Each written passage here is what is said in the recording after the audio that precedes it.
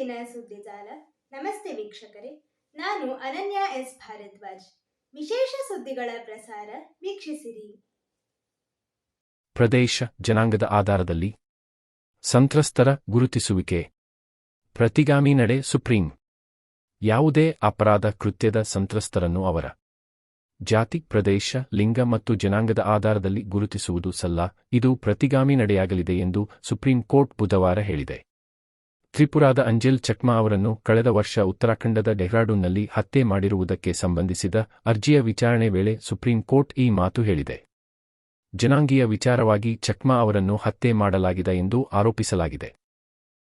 ಅರ್ಜಿಯ ವಿಚಾರಣೆ ನಡೆಸಿದ ಮುಖ್ಯ ನ್ಯಾಯಮೂರ್ತಿ ಸೂರ್ಯಕಾಂತ್, ನ್ಯಾಯಮೂರ್ತಿಗಳಾದ ಜಾಯ್ಮಾಲ್ಯ ಬಾಗ್ಚಿ ಹಾಗೂ ವಿಪುಲ್ ಎಂ ಪಾಂಚೋಲಿ ಅವರು ಇದ್ದ ಪೀಠವು ಈ ವಿಚಾರವನ್ನು ಅಟಾರ್ನಿ ಜನರಲ್ ಮೂಲಕ ಸಂಬಂಧಪಟ್ಟ ಪ್ರಾಧಿಕಾರದ ಮುಂದೆ ಪ್ರಸ್ತಾಪಿಸುವಂತೆ ಅರ್ಜಿದಾರರಿಗೆ ಸೂಚಿಸಿತು.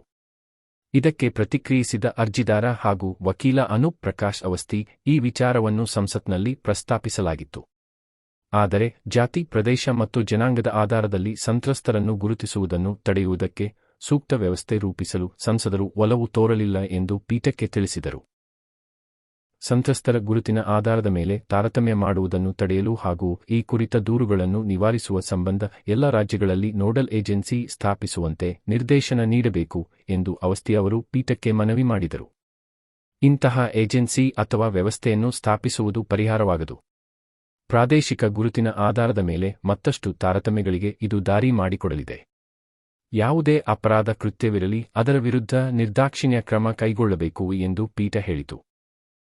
ನ್ಯಾಯಾಲಯದ ಆದೇಶದ ಪ್ರತಿಯೊಂದಿಗೆ ತಮ್ಮ ಅಹವಾಲನ್ನು ಅಟಾರ್ನಿ ಜನರಲ್ ಅವರಿಗೆ ಸಲ್ಲಿಸುವುದಕ್ಕೆ ಅರ್ಜಿದಾರರು ಸ್ವತಂತ್ರರು ಎಂದು ಹೇಳಿದ ಪೀಠ ಅರ್ಜಿಯನ್ನು ವಿಲೇವಾರಿ ಮಾಡಿತು. ಗೂಗಲ್ ಸಿಇಒ ಸುಂದರ್ ಪಿಚೈ ಭೇಟಿಯಾದ ಪ್ರಧಾನಿ ಮೋದಿ. ಎಐ ಒಡಂಬಡಿಕೆ ಬಗ್ಗೆ ಚರ್ಚೆ. ಪ್ರಧಾನಿ ನರೇಂದ್ರ ಮೋದಿ ಬುಧವಾರ ಗೂಗಲ್ ಸಿಇಒ ಸುಂದರ್ ಪಿಚೈ ಅವರನ್ನು ಭೇಟಿ ಮಾಡಿದ್ದು, ಕೃತಕ ಬುದ್ಧಿಮತ್ತೆ ಕ್ಷೇತ್ರದಲ್ಲಿ ಭಾರತ ಮಾಡುತ್ತಿರುವ ಕೆಲಸ ಮತ್ತು ಟೆಕ್ ದೈತ್ಯ ಸಂಸ್ಥೆಯು ಈ ಸಂಬಂಧ ಭಾರತದ ವಿದ್ಯಾರ್ಥಿಗಳು ಹಾಗೂ ವೃತ್ತಿಪರರ ಜೊತೆ ಹೇಗೆ ಕಾರ್ಯನಿರ್ವಹಿಸಲಿದೆ ಎಂಬ ಬಗ್ಗೆ ಚರ್ಚೆ ನಡೆಸಿದ್ದಾರೆ ಎಂದು ವರದಿ ತಿಳಿಸಿದೆ. ನವದೆಹಲಿಯ ಭಾರತ ಮಂಟಪದಲ್ಲಿ ಆಯೋಜಿಸಲಾಗಿರುವ ಕೃತಕ ಬುದ್ಧಿಮತ್ತೆ ಇಂಪ್ಯಾಕ್ಟ್ ಶೃಂಗದಲ್ಲಿ ಭಾಗವಹಿಸಲು ಪಿಚೈ ಭಾರತಕ್ಕೆ ಆಗಮಿಸಿದ್ದಾರೆ. ಎಐ ಇಂಪ್ಯಾಕ್ಟ್ ಶೃಂಗದ ಸಂದರ್ಭದಲ್ಲಿ ಸುಂದರ್ ಪಿಚೈ ಅವರ ಭೇಟಿಯಿಂದ ಸಂತಸಗೊಂಡಿದ್ದೇನೆ. ಎಐ ಕ್ಷೇತ್ರದಲ್ಲಿ ಭಾರತ ಮಾಡುತ್ತಿರುವ ಕೆಲಸ ಮತ್ತು ಈ ವಲಯದಲ್ಲಿ ನಮ್ಮ ಪ್ರತಿಭಾವಂತ ವಿದ್ಯಾರ್ಥಿಗಳು ಮತ್ತು ವೃತ್ತಿಪರರ ಜೊತೆ ಗೂಗಲ್ ಹೇಗೆ ಕೆಲಸ ಮಾಡಲಿದೆ ಎಂಬ ಬಗ್ಗೆ ಚರ್ಚಿಸಲಾಯಿತು ಎಂದು ಮೋದಿ ಎಕ್ಸ್ ಪೋಸ್ಟ್ನಲ್ಲಿ ತಿಳಿಸಿದ್ದಾರೆ. 600ಕ್ಕೂ ಹೆಚ್ಚು ಉನ್ನತ ಸಾಮರ್ಥ್ಯದ ಸ್ಟಾರ್ಟ್ಅಪ್ಗಳು ಅಂತಾರಾಷ್ಟ್ರೀಯ ಎಐ ಪರಿಸರ ವ್ಯವಸ್ಥೆಯಲ್ಲಿ ತೊಡಗಿಸಿಕೊಂಡಿರುವ 13 ದೇಶಗಳ ಪೆವಿಲಿಯನ್ ಒಳಗೊಂಡಿರುವ ಇಂಡಿಯಾ ಎಐ ಇಂಪ್ಯಾಕ್ಟ್ ಎಕ್ಸ್ಪೋಗೆ ಬುಧವಾರ ಪ್ರಧಾನಿ ನರೇಂದ್ರ ಮೋದಿ ಭೇಟಿ ನೀಡಿದ್ದರು. 20 ರಾಜ್ಯಗಳ ಪ್ರತಿನಿಧಿಗಳು, 60 ಮಂದಿ ಸಚಿವರು ಮತ್ತು 500 ಮಂದಿ ಜಾಗತಿಕ ಎಐ ವಲಯದ ಮುಖ್ಯಸ್ಥರು ಭಾಗವಹಿಸುತ್ತಿದ್ದಾರೆ. ರಾಜ್ಯಸಭಾ ಚುನಾವಣೆ ದಿನಾಂಕ ಘೋಷಣೆ. ರಾಜ್ಯಸಭಾ 37 ಸ್ಥಾನಗಳಿಗೆ ಚುನಾವಣೆ ದಿನಾಂಕ ಘೋಷಣೆಯಾಗಿದ್ದು, ಮಾರ್ಚ್ 16ರಂದು ಮತದಾನ ನಡೆಯಲಿದೆ ಎಂದು ಚುನಾವಣಾ ಆಯೋಗ ತಿಳಿಸಿದೆ. ಏಪ್ರಿಲ್ನಲ್ಲಿ ವಿವಿಧ ದಿನಾಂಕಗಳಲ್ಲಿ 10 ರಾಜ್ಯಗಳ 37 ರಾಜ್ಯಸಭಾ ಸದಸ್ಯರ ಅಧಿಕಾರಾವಧಿಯು ಮುಕ್ತಾಯವಾಗುತ್ತಿದೆ. ಆ ಎಲ್ಲಾ ಸ್ಥಾನಗಳಿಗೆ ದ್ವೈವಾರ್ಷಿಕ ಚುನಾವಣೆಗಳು ಮಾರ್ಚ್ 16ರಂದು ನಡೆಯಲಿವೆ. ಫೆಬ್ರವರಿ 26ರಂದು ಅಧಿಸೂಚನೆ ಹೊರಡಿಸಲಾಗುತ್ತದೆ ಎಂದು ಚುನಾವಣಾ ಆಯೋಗ ಬುಧವಾರ ಮಾಹಿತಿ ನೀಡಿದೆ. ಮಾರ್ಚ್ 16ರಂದು ಬೆಳಿಗ್ಗೆ 9 ರಿಂದ ಸಂಜೆ 4 ಗಂಟೆಯವರೆಗೂ ಮತದಾನ ನಡೆಯಲಿದ್ದು, ಸಂಜೆ 5 ಗಂಟೆಗೆ ಮತ ಎಣಿಕೆ ನಡೆಸಲಾಗುತ್ತದೆ. ಆ ಬಳಿಕ ಆಯ್ಕೆಯಾದ ಅಭ್ಯರ್ಥಿಗಳ ಹೆಸರು ಹೊರಬೀಳಲಿದೆ. ರಾಜ್ಯಸಭಾ ಸ್ಥಾನಗಳು: ಮಹಾರಾಷ್ಟ್ರ 7 ಸ್ಥಾನಗಳು, ಒಡಿಶಾ 4 ಸ್ಥಾನಗಳು, ತೆಲಂಗಾಣ 2 ಸ್ಥಾನಗಳು, ತಮಿಳುನಾಡು 6 ಸ್ಥಾನಗಳು, ಛತ್ತೀಸ್ಗಢ 2 ಸ್ಥಾನಗಳು, ಪಶ್ಚಿಮ ಬಂಗಾಳ 5 ಸ್ಥಾನಗಳು, ಅಸ್ಸಾಂ 3 ಸ್ಥಾನಗಳು, ಹರಿಯಾಣ ವ್ಯವಕಲನ 2 ಸ್ಥಾನಗಳು, ಬಿಹಾರ 5 ಸ್ಥಾನಗಳು, ಹಿಮಾಚಲ ಪ್ರದೇಶ 1 ಸ್ಥಾನ. ಈ 37 ಸ್ಥಾನಗಳಿಗೆ ಚುನಾವಣೆ ನಡೆಯಲಿದೆ.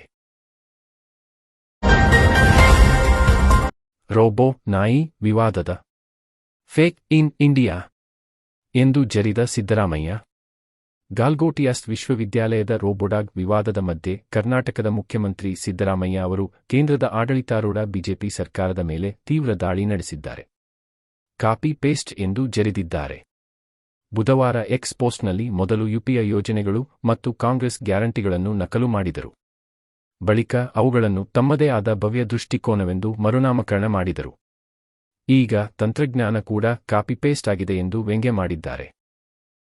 ಮೋದಿ ಸರ್ಕಾರವು ಮೇಕ್ ಇನ್ ಇಂಡಿಯಾ ಬದಲಿಗೆ ಫೇಕ್ ಇನ್ ಇಂಡಿಯಾದಲ್ಲಿ ನಂಬಿಕೆ ಇಟ್ಟಿದೆ ಎಂದು ಕುಟುಕಿದ್ದಾರೆ.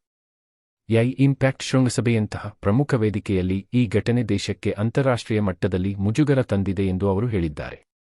ಚೀನಾದಲ್ಲಿ ತಯಾರಾದ ರೋಬೋನಾಯಿಯನ್ನು ತಮ್ಮದೆಂದು ಹೇಳಿಕೊಂಡ ಖಾಸಗಿ ಸಂಸ್ಥೆಯು ಬಿಜೆಪಿಗೆ ಸಂಬಂಧಿಸಿದೆ ಎಂದು ಸಿದ್ದರಾಮಯ್ಯ ಆರೋಪಿಸಿದ್ದಾರೆ. ಇಂಪ್ಯಾಕ್ಟ್ ಶೃಂಗದಲ್ಲಿ ಬಿಜೆಪಿಗೆ ಸಂಬಂಧಿಸಿದ ಸಂಸ್ಥೆಯು ಚೀನಾದ ರೋಬೋವನ್ನು ಭಾರತೀಯ ನಾವೀನ್ಯತೆ ಎಂದು ಬಿಂಬಿಸಿತ್ತು.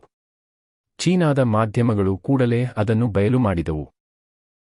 ಇದರಿಂದ ಅಂತಾರಾಷ್ಟ್ರೀಯ ಮಟ್ಟದಲ್ಲಿ ಮುಜುಗರವಾಗಿದೆ. ನಾಯಕನಂತೆ ಅವನ ಅನುಯಾಯಿಗಳು ಇರುತ್ತಾರೆ ಎಂದಿದ್ದಾರೆ. ಈ ಘಟನೆಯಿಂದಾಗಿ ಭಾರತದ ಖ್ಯಾತಿಗೆ ಧಕ್ಕೆಯಾಗಿದೆ ಎಂದು ಕರ್ನಾಟಕದ ಮುಖ್ಯಮಂತ್ರಿ ಹೇಳಿದ್ದು ನಿಜಕ್ಕೂ